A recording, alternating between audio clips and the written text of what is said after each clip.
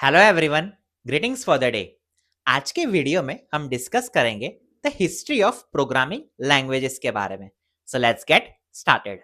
सबसे पहले time travel करके हम हिस्ट्री में अर्ली 1960s में चलते हैं। ये वो दौर था जब अल्गोल की शुरुआत हुई थी, जिसे the root of all modern programming languages भी कहा जाता है। अल्गोल ब्लॉक स्ट्रक्चर को यूज करने वाली फर्स्ट कंप्यूटर लैंग्वेज बनी। आज जो हम स्ट्रक्चर्ड प्रोग्रामिंग लैंग्वेज का कंसेप्ट पढ़ते हैं, वो अल्गोल ने ही कंप्यूटर साइंस कम्युनिटी को दिया था।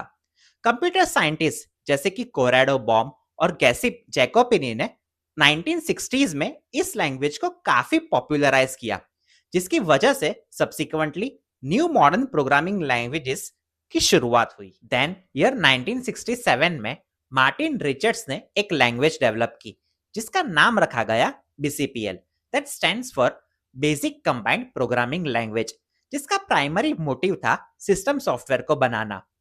ईयर 1970 में केन थॉमसन ने एक लैंग्वेज को डेवलप किया, जिसमें BCPL के काफी सारे फीचर्स को यूज किया गया और उसका नाम दे दिया गया B।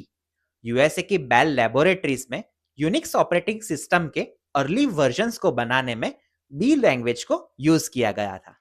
देन ईयर 1972 में बेल लैबोरेटरीज में C इवॉल्व हुई। अल्गोल, BCPL और B से सर डेनिस रिची के द्वारा, जिन्हें C लैंग्वेज का गॉडफादर भी माना जाता है। इन प्रोग्रामिंग लैंग्वेजेस के कुछ कंसेप्ट्स को C में यूज किया गया और डेटा टाइप्स और दूसरे पावरफुल फीचर्स को ऐड किया गया।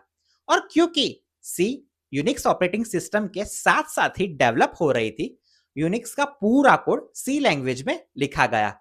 आज वही Unix most popular operating systems में से एक है और इंटरनेट डेटा सुपर हाईवे का हार्ट भी। शुरुआत में काफी सालों तक C सिर्फ एकेडमिक एनवायरनमेंट्स में ही यूज होती थी, लेकिन बाद में कमर्शियल यूज के लिए C कंपाइलर्स के रिलीज के बाद और यूनिक्स की बढ़ती पॉपुलैरिटी की वजह से C प्रोफेशनल सेटिंग्स में भी काफी पॉपुलर हुई। C के रैपिड ग्रोथ की वजह से C के मल्टीपल डिफरेंट वर्जन्स बने, जो सिमिलर तो थे लेकिन कंपैटिबल नहीं, और इसकी वजह से सिस्टम डेवलपर्स को एक सीरियस प्रॉब्लम फेस करना पड़ा।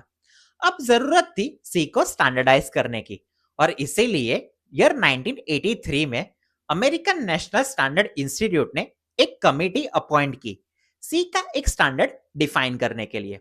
दिसंबर 1989 में कमेटी ने C का एक फाइनल वर्जन अप्रूव किया, जिसे नाम दिया गया ANSI C, NCC।